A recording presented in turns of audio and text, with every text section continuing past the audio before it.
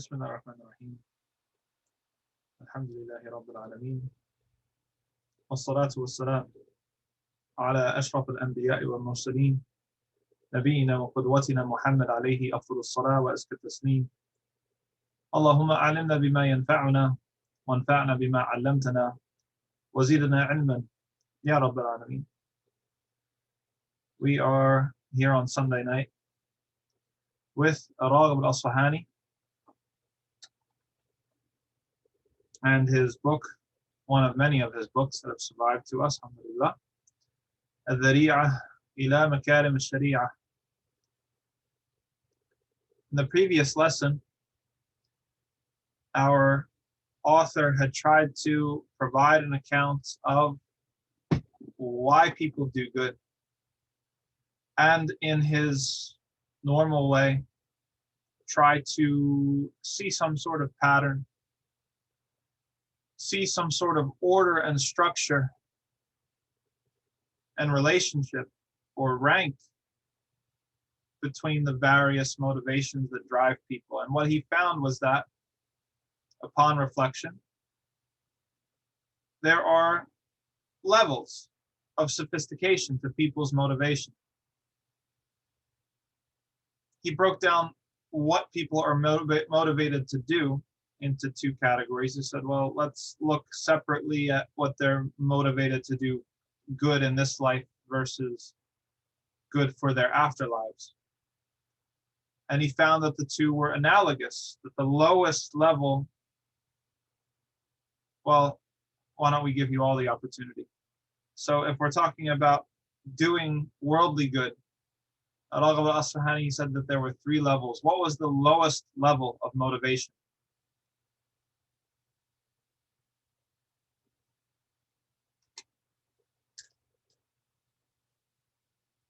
Wasn't praise.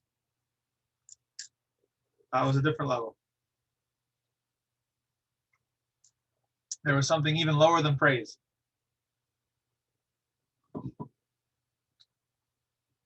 Yes, reward and punish. Reward and punish in the physical sense, right? Because reward and punish can also be, praise and blame. But the lowest was reward and punish. Candy if you do it right. A spank on the rear end if you do it wrong. Right? Okay, that makes it clear because it gives us examples that maybe we're used to as parents, but it's also a lot deeper than that. Hoping for favors, hoping for kind treatment, hoping for kickbacks of any sort. This is also at that same crude level of reward and punish. It's the same crude level of the candy bar and the spank on the rear end. It's the same thing, right? Paying your taxes so you don't go to jail, driving the speed limit so you don't get a fine. All these sorts of things, they work on the lowest level of motivation. And we're not trying to scorn the lowest level of motivation. Some people, that's all they respond to. And so at the level of policy and law, often hangs out at the lowest level of motivation, right? Even the Shariah, Allah's Shariah, has, hudud, it has punishments that operate at this lowest level of motivation, right? Because some people, that's all that they can respond to. It's certainly the broadest category. It's going to motivate the largest amount of people. But for the people who are looking to get the Makarim Shariah, the people who are looking to become the khulafa, right? People who are trying to reform themselves and embody Allah's beautiful attributes on this earth and steward this earth as Allah would love us to steward and guard this earth. That's not sufficient. That's not adequate. We have to be motivated by higher objectives, by loftier goals and purposes. Reward and punishment is a little too crude for that. So the second level, as was mentioned, is praise and blame. Okay, so bottom level motivator, reward, punish. Middle tier, praise and blame.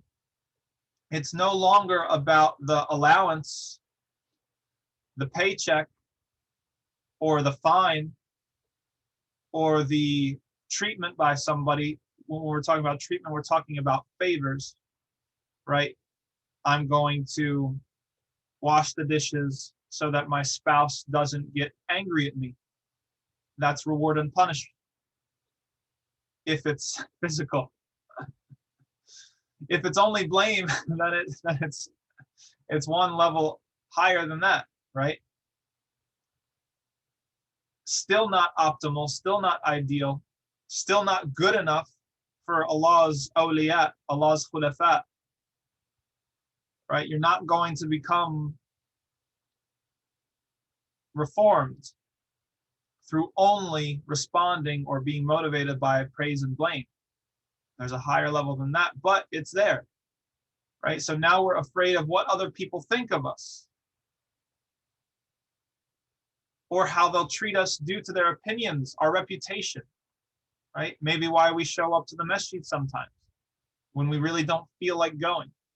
Or the class, right? You have that, like maybe you're in a Quran class or something, and you have that mutual accountability where you feel guilty if you don't show up. Maybe you don't feel guilty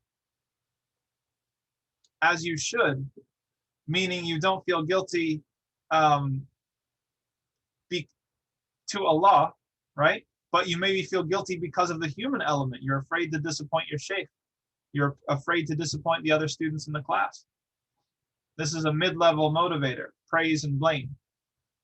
We use this with kids all the time. You did a great job, gold star. Announce their name in front of the class. You got 100, good job.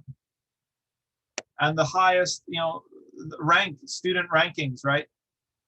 First in their class, valedictorian, right? Praise and blame.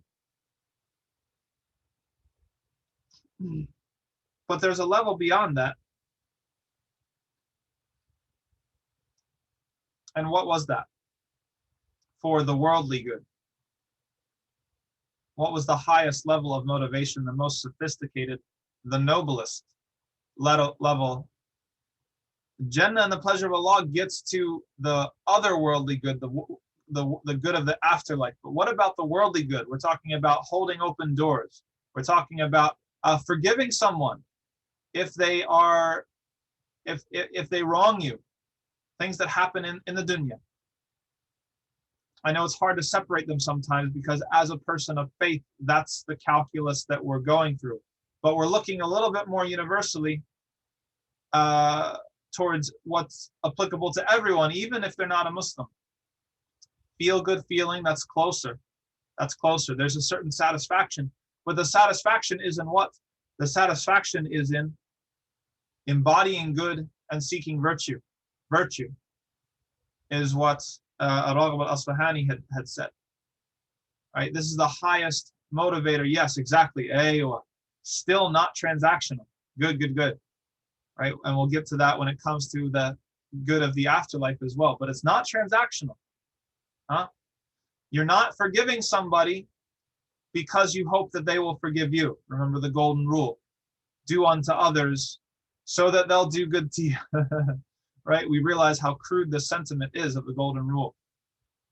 Nor are we doing it so that people can know us as a nice person, as a forgiving person, as a patient person. This gets into a lot of a lot of problems within the sphere of imams and students of knowledge and speakers and things like that, because a lot of things can end up being for reputation. You want to be seen in a certain way. I want to be seen as knowledgeable in this thing, so I'm going to give an answer that I'm not really prepared or qualified to give. I want to be seen as modest, and so I'm going to do this certain thing or whatever. This is chasing reputation, and it's a huge fitna and trial, because it can knock you off of that higher pedestal of seeking virtue or of doing things for Allah and knock you down to the level where you're just chasing other people's opinions. Now you're a chameleon. Now you're going to shape shift to whatever the people want to see. One for your brother, what you want for yourself. Yes, Adam. That's what we're talking about. Yep. This is virtue, right? It's not transactional. It's not external, right? The way that people treat you is irrelevant. The way that people respond to you is irrelevant. You're not nice to people so that they're nice to you. You're not forgiving to people so that they're forgiving to you. Nor are you nice to people so that people think you're a nice person, nor are you forgiving so that people think you're a forgiving person. This sounds an awful lot like the hadith where the Prophet ﷺ told us that the mujahid would be, and the hypocrites would be the first to enter the fire and thrown into the lowest level. The false scholar and the false warrior for faith, right? Because all of these three in reality, they did it for reputation. They masqueraded as somebody who was doing it just for the virtue, just for Jannah, just for Allah. But in reality, it was transactional. They were looking for their reputation. So this is a universal concept that even we could apply to other people that aren't Muslims, right?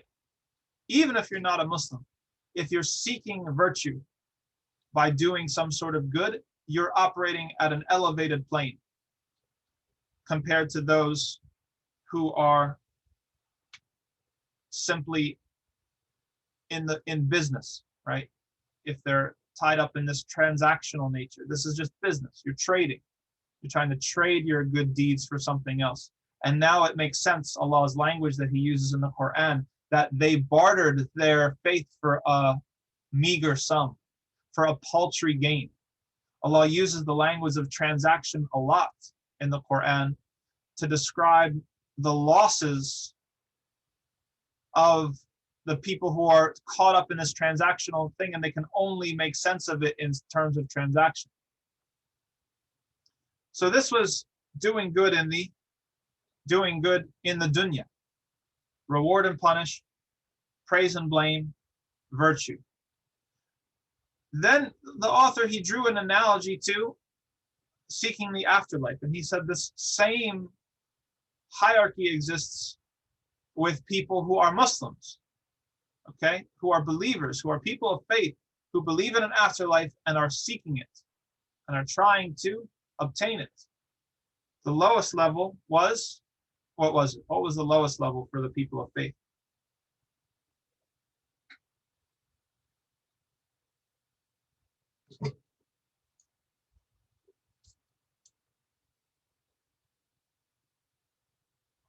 Yes.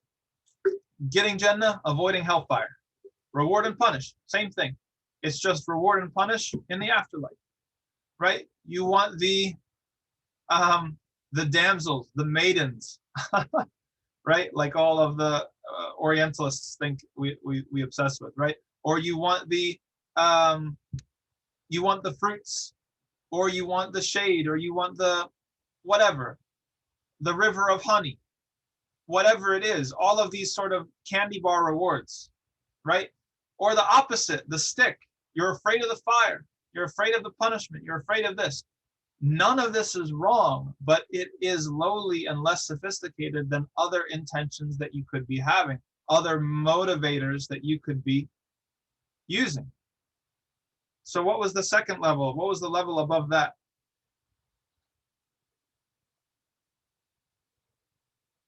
And just like how the Shariah and how the law often does dwell at this low level of motivation, so does Allah's, what are we going to say, reprimand or reproach, right? In the Quran, this isn't to belittle these sorts of things. He talks to people at this level because this is the only language that some people understand. Some people won't obey or take this seriously unless we're talking about reward and punish, reward and punish. Excellent. Yes. So the next level above that is praise and blame as well, but the praise and blame coming from Allah, right? You're seeking Allah's praise of you as a righteous person, as a pious person. All those times when Allah mentions an elect group, Hizbullah, Al-Muttaqun, right? As-Salihin, As-Siddiqeen. That's your gold star, right? You want Allah to put you in that category of people. You want to be mentioned in the same breath as these sorts of people, right? And again, there's nothing wrong with that. That's fine. But it's not the absolute highest level of motivation, which is seeking Allah's pleasure in and of itself, right? Non-transactional, just like doing good in the dunya. You're not doing it for anything external. Okay, well, the highest level of motivation for the afterlife, you're not doing it for anything external.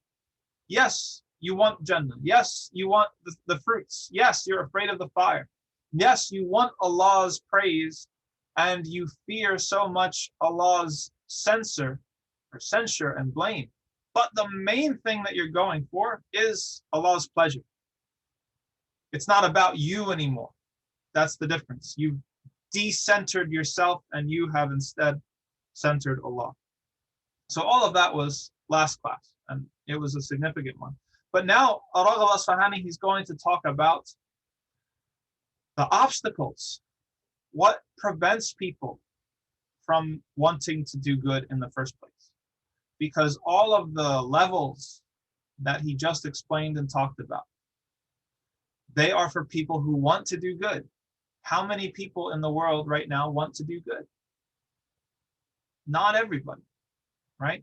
Some people, it's not even on their radar that doing good is something that they should be trying for. Other people, they want to do good, but they're confused as to what it is. Other people are actively trying to sow chaos, right? So we have a whole other population of people that are far away from the good. So Raghib al-Asfahani, he wants to explore this. He wants to explore what this disease is. He compares it to a disease that stands in the way of people wanting to perform goodness, a'mal as-salih, in the first place. And he compares it to a disease because he says that every disease has a treatment, right? And diseases, some of them, they have different stages, right? If you don't treat it right away in stage one, it will become more advanced. It will advance to a more severe stage. And if you choose to intervene at that second, more severe stage, it's going to be more difficult to treat than if you had caught it early, right? And then there's even more stages beyond that, where if you wait a certain amount of time, or if you wait until it advances to a certain point, there's nothing that you can do. There's no treatment to be had. So this is the metaphor that Raghib al-Asfahani is going off of, and he identifies 4 phases of this kind of what begins as negligence and what takes somebody even further away from goodness than that. So the first stage of this disease that prevents people from wanting to do good is ignorance. Not knowing the truth from the false. Not knowing beauty from filth, right? At-tayyibati. Not knowing what is good and what is bad. This is the very first stage. It's the easiest stage in which you can intervene. You can intervene with things like education and understanding. Somebody at this stage, when they're kind of on the fence, they're not really sure. And we know from our life in North America, a lot of people are in this stage. They're not really committed to anything. They work, they come home, they hang out with their family, they watch television, Netflix, whatever. They go to bed. It's eat, work, entertainment, sleep, eat, work, entertainment, sleep. And many people, they have tunnel vision. They can't see outside of it. Doing good is not on their radar. And it's not necessarily that they're trying to spread corruption, but they wouldn't even know where to start. They wouldn't know, like, what do you even, it's not even a language that they're familiar with. What do you mean do good? What sort of good should I be doing? Maybe they think about giving money to charity, maybe some easy things like that, but that's not their orientation. So this person, what they need is they need education. Not just the education of schools, but the education of purpose, right? You're here right now. Fast forward days, weeks, months, years, you're not here anymore. You're dead. You know, your life is a precious gift. It's very, very, very short. And there is a life that's after this life. These sorts of things that motivate people, realizing their own imminent demise. That all of this sort of entertainment, it's just distraction. You watch this Netflix series, and then you binge on this Netflix series, and then there's another series after that. How many years have gone by? How many series have you completed? This is not saying that it's not okay to ever watch Netflix. Don't get me wrong. But for some people, this is all their lives are. And then 5 years go by, 10 years go by, and they look back and what did they accomplish? They're in the same job, with the same friends, with the same, everything's the same. No progress. And since they're getting older, things are actually slowly starting to deteriorate, but they don't even realize it yet. They're starting to have more aches and pains. They're starting to get a little sharp, or excuse me, a little less sharp upstairs. They're not able to do things as quickly. Maybe at their job, they're getting younger people who are more qualified. They don't see the writing on the wall. They thought that they could just coast. But life is not like that. You can't just coast. You have to keep pushing and try to get better. So this is the first group, and it's fairly easy to intervene if you can show or make this person understand that there is urgency, that you can't just sit back and relax and kick it, that's going to happen when you're gone, right? There's no rest until you're put to rest. You can save this person pretty easily. You can light a fire under them, you can motivate them. But if it goes on for too long, then it can advance to the second stage of the disease. And this is misguidance. So this is not simply, we could talk Muslims here too, sure. I mean, I'm mostly thinking about non-Muslims when I'm thinking about the imagery of the individuals. But there's nothing to prevent this from applying to Muslims as well at all. How many Muslims are content to just have the same sort of lifestyle, work, entertainment? A lot of Muslims. Now, we're not talking about, heaven and hell here, because Allah subhanahu wa ta'ala is Ar-Rahman. And even those who commit major sins, the Prophet ﷺ, he said, Inna shafa'ati li ahli kaba'ir min ummati. Right? So we're not talking about who's in the fire, who's in paradise, but what we're talking about is that it's tawbih, okay? It's scary.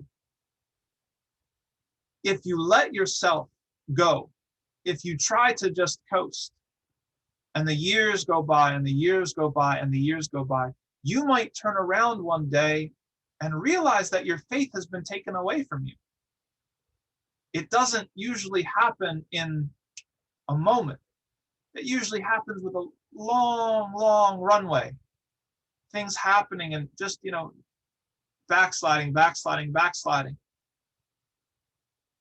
And the absence of any sort of urgency or desire to do good, isn't that a mark of incomplete faith? Of course it is, right? So all of these things are tied up. The point is to try to intervene in somebody's life before it's too late, and to warn them about what this disease can progress into. if they're not careful, whether they're Muslim or not. So the second stage of the disease is misguidance. Okay? It's not just not knowing what's true or not recognizing the true from the false in a sense that they don't know. It's believing that what's false is true and what's true is false. It's believing that what is beautiful is ugly and what is ugly is beautiful. We have this in our society so much. What do people think about chastity and modesty these days? Is it seen as something that is beautiful or something that is ugly? It's seen as something ugly. It's seen as something oppressive. It's seen as something backwards. It's seen as something you're a prude in a negative sense. Puritan. All of these words that we have to describe people that don't really belong to this time and era, right? These people have started to believe that revealing yourself, that objectifying yourself and your body is actually freedom, is actually dignity, is actually honor. And they actually take pride in being able to walk out on the street and being able to attract the glances of unrelated men or unrelated women, depending on what their sex or their gender is. People take pride in this sort of thing. They think that's good. And if anybody wants to cover up or if anybody wants to have this sort of different lifestyle, they think that that is oppressive.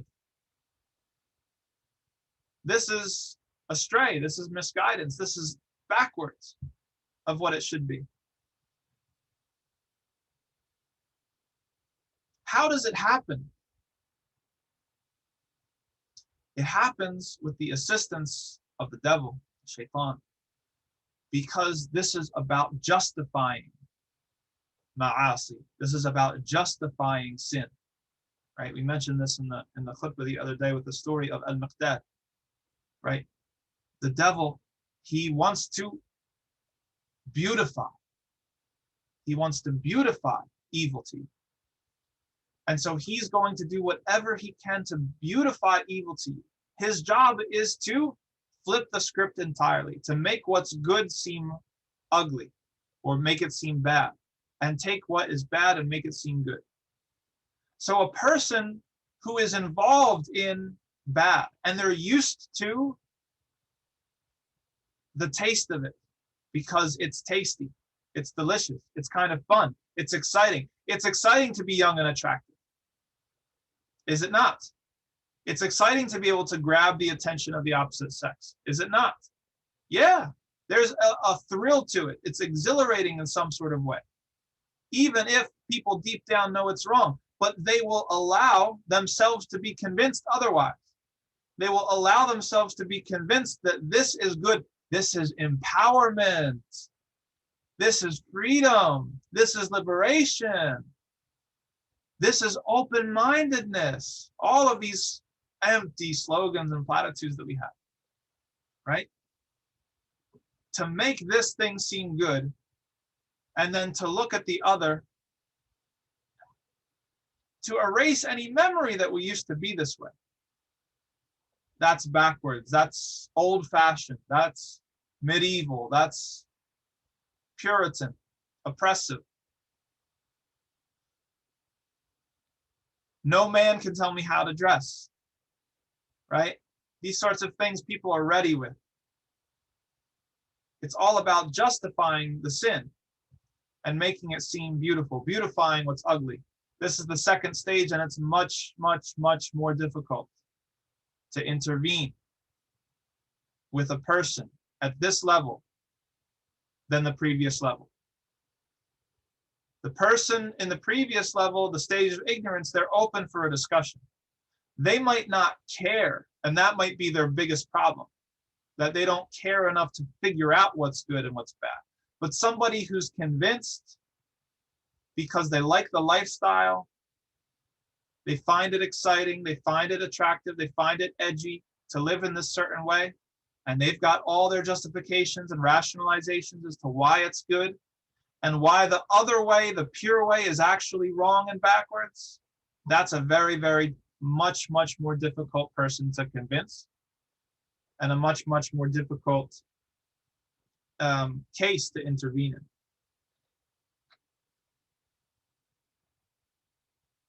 But even such a person, there's a difference between such a person who has this backward, switched around view of reality, if they've come to that reality later in life, right? You can still talk to them and try to get them to remember a previous time, right? Maybe in their young adulthood or their teenage years or before that, when they had some sort of fitrah, they had some sort of purity.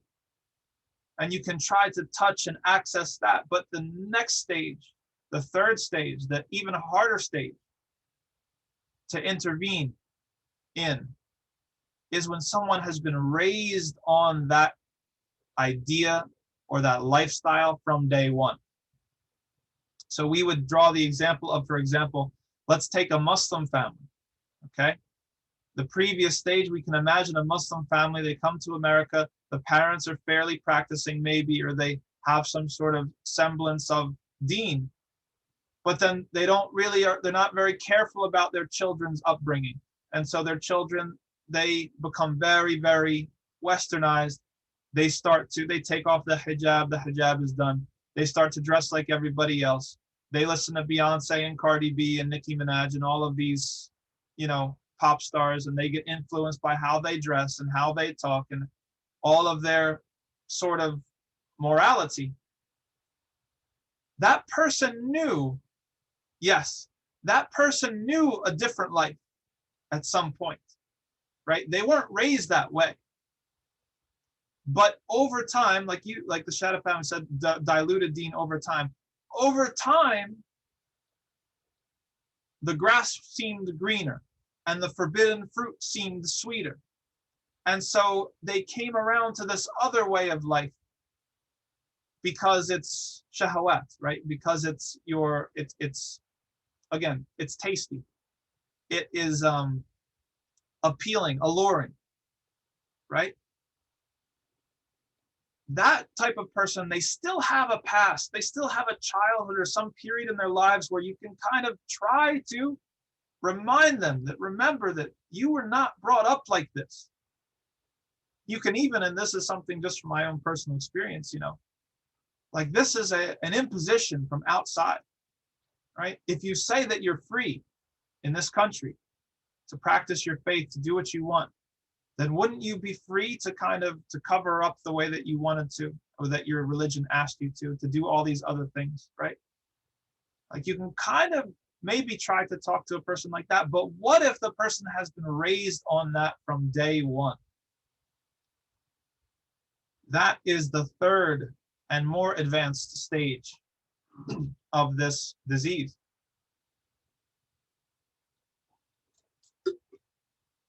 This is the stage that Raghib al-Asfahani calls defiance.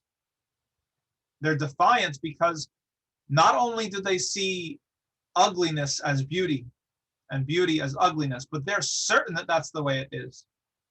And they've never thought that it could be the other way around. It's so just natural and obvious to them. Their fitrah has been entirely corrupted. They've been singing these lewd, explicit songs since they were 5, 6 years old, old enough to understand or be able to memorize lyrics. They've been copying dance moves off the TV since they were 4, 5, 6 years old, right? Getting normalized to, revealing clothing and acting like a playboy or playgirl and these sorts of things.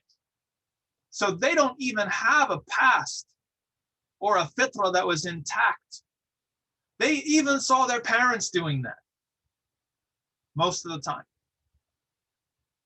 For this type of person, it's very, very, very hard to even talk about doing good, motivating them, the afterlife, these sorts of things. It's extremely, extremely different. Yeah, it is a kind of ignorance, and I'm glad you brought that up. So it's about Raghib al-Asfahani. He's not trying to say that these are mutually exclusive. If the first is ignorance and the second is astray, the second is astray and ignorant. If the third is defiant, it's ignorant and astray and defiant, right? It's like adding another layer. And I see what you mean. You could imagine the type of person that since this thing is just with them from the beginning, it might not be defiance in the sense that we're used to thinking about it, right? Like I'm trying to rebel, right? Because trying to rebel kind of presupposes that they are aware that there's something else to rebel against. That's true.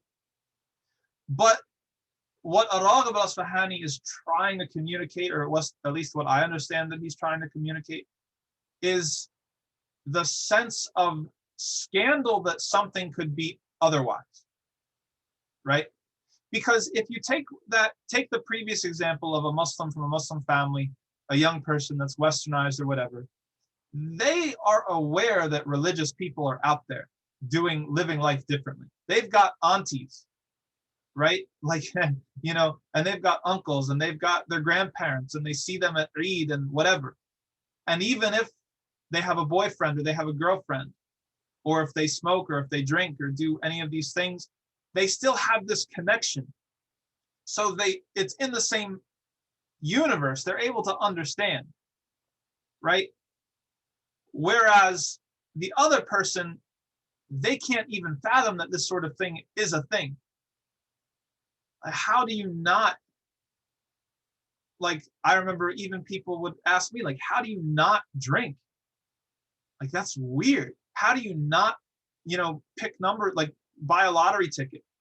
How do you not, like, toke up once in a while? Like it seems so strange to them. And that's the aspect of defiance that Raghib al-Asfahani is trying to get at. Not the defiance like acting out against some sort of other force, but sort of this like shock at being exposed to anything else. They're exposed to people who are on the right path. Yes, yeah, exactly. Yeah, maybe a sense of supremacy. It's really maybe scandalized, maybe would be the word, right? A person who knows nothing else would be scandalized, right? If they, when some Muslims learn that women can't be an imam, for example, right? Or that, you know, us as men were not going to hug other women, right? For people who only know like that culture, there's a sense of scandal the first time that they interact with that sort of difference. That's what Raghib al-Asfahani is trying to get at. And I think probably tucked in there is supremacy. But it's the being scandalized that I think he's really trying to hone in on. And Allah knows best. Anyway, the final stage in the disease, Raghib al-Asfahani says, is ashar, evil. Okay, evil. So this takes the first three stages and it adds a fourth layer. So we have ignorance, we have misguidance, we have maybe scandalized or supremacy or defiance, whatever we want to call number three. But then we have what he says is a certain level of brutality and crudeness that takes someone over into an area that almost nobody comes back from. This person is an evangelist, if you will. They're proselytizing for these sorts of twisted beliefs and practices. And if they see anybody opposed to what they're doing, they're not just scandalized, they want to destroy it. They want to take it down. I remember I had a friend from Saudi, from Saudi Arabia, and he was here. He was a master's student, and he was talking to me about, you know, he was trying to do dawah to some people in his college and stuff like that. And there were these couple of girls that were always very, very flirtatious with him. And he told me, you know, it's like, you know, I'm really conflicted what to do because I try to be a nice guy and do this other stuff or whatever, but they keep talking about inappropriate things in front of me. He was telling me, like, they keep talking about very, very intimate things and acts in front of me. And, you know, he kind of had this doubt in his head of, should I maintain some sort of relationship hoping that I can try to influence these people? Or is this thing getting so dangerous for myself that I need to get out of here and break off this sort of acquaintanceship? And I told him, I said, you know, you think you're doing dawah to them, but in reality, they're doing dawah to you because they see you, a religious person, doesn't have a girlfriend, doesn't smoke, doesn't drink. The fact that you exist is a condemnation of their entire lifestyle. And so you're a trophy for them. They want to take you down and bring you down, and they would love to see. Why do some non-Muslims love to see Muslim women take off their hijab? It's not natural, right? Yes, threatens their way of life and identity. Why do they love it when a Muslim leaves Islam? They find this person, they get them a book deal, they get them a speaking circuit, they put them on, you know, there's a politician. Why does this happen? Or somebody, you know, from a Muslim family comes out of the closet, they say that they're gay, these sorts of things. There are some people that love this sort of thing. They seek it out. Every time this thing happens, it's a victory for some people. These types of people they know exactly what they're doing. They're trying extremely hard to push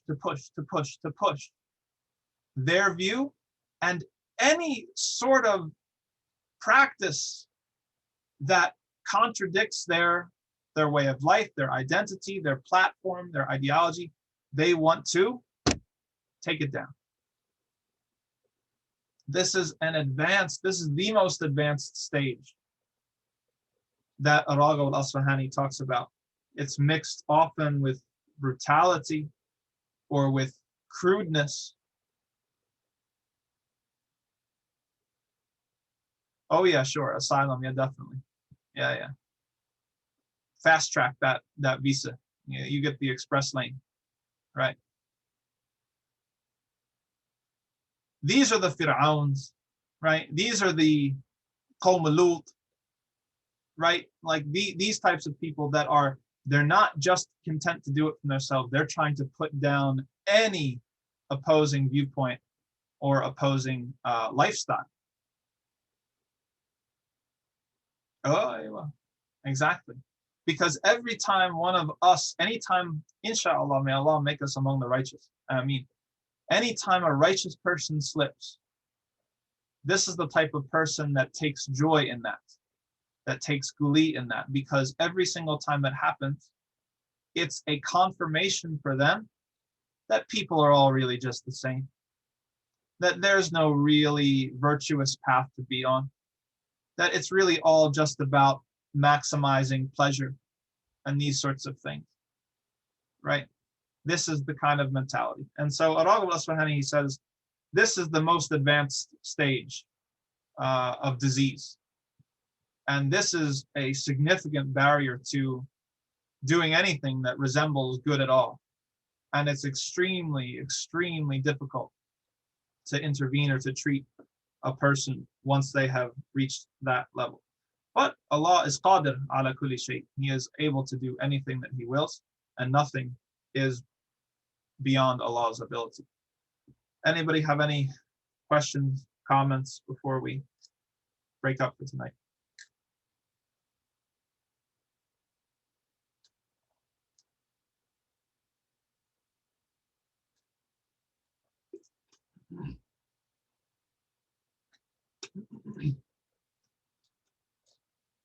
Inshallah.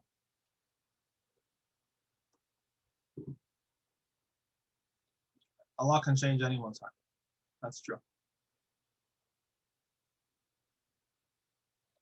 Raghib al-Asfahani, he's just talking probabilistically, right? Yes, we can't. That's a very good point. That's a very good point.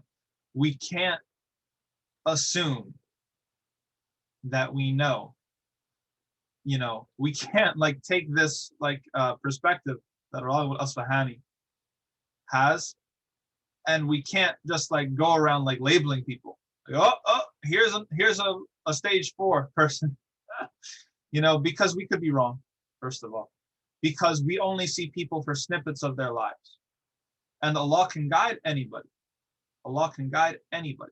He's guided hardened criminals and people who have done horrible things and all these sorts of things. It can happen. It's easy for Allah, right? So we can't get a determinist. What the whole purpose of Raghib al-Asfahani using this is to, guess what? To diagnose yourself, right? He's trying to scare you and I into saying, look, if you don't hasten to do good, if you don't keep pushing yourself, you can backslide. And here's what backsliding looks like. It can go from here to here to here till you're all the way over here. It can happen. So it's mostly meant to be self-diagnosis. What would your suggestion, if any of us ever come across someone that we think is 4th level? I mean, it depends on what your proximity to that person is. Are they your boss? Are they your coworker? Are they just a random person on the street? You know, 9 times out of 10, if you can avoid them, avoid them. You know, they're not. It's not your job to solve them or to try or to whatever. You know, minimize harm. The Muslim always has to try to minimize harm to themselves and to others.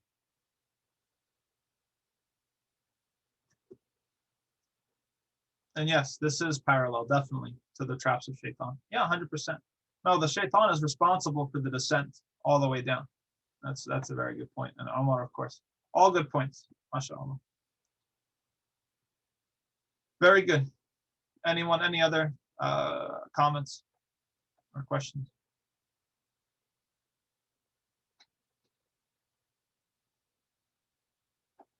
Meanwhile, yeah. Okay. Everyone have a great night, inshallah. And I will see you next time. Assalamu alaikum wa rahmatullah.